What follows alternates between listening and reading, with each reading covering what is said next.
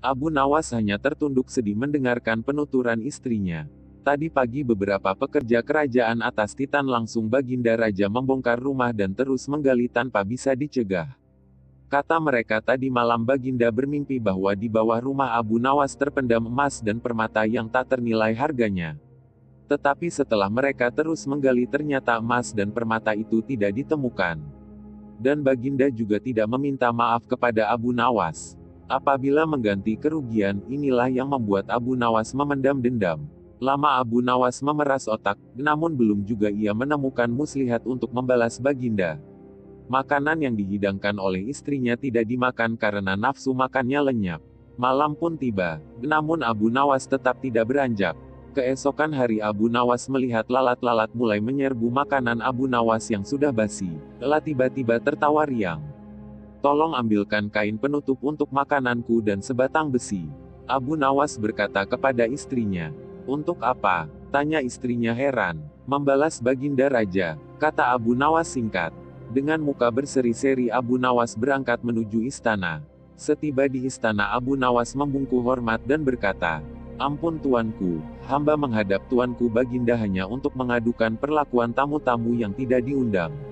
Mereka memasuki rumah hamba tanpa izin dari hamba dan berani memakan makanan hamba. Siapakah tamu-tamu yang tidak diundang itu wahai Abu Nawas?" Sergap Baginda kasar. "Lalat-lalat ini, tuanku," kata Abu Nawas sambil membuka penutup piringnya. "Kepada siapa lagi kalau bukan kepada Baginda junjungan hamba, hamba mengadukan perlakuan yang tidak adil ini. Lalu keadilan yang bagaimana yang engkau inginkan dariku? Hamba hanya menginginkan izin tertulis dari Baginda sendiri agar hamba bisa dengan leluasa menghukum lalat-lalat itu." Baginda Raja tidak bisa mengelakkan diri menolak permintaan Abu Nawas. Karena pada saat itu para menteri sedang berkumpul di istana. Maka dengan terpaksa Baginda membuat surat izin yang isinya memperkenankan Abu Nawas memukul lalat-lalat itu dimanapun mereka hinggap. Tanpa menunggu perintah Abu Nawas mulai mengusir lalat-lalat di piringnya hingga mereka terbang dan hinggap di sana-sini.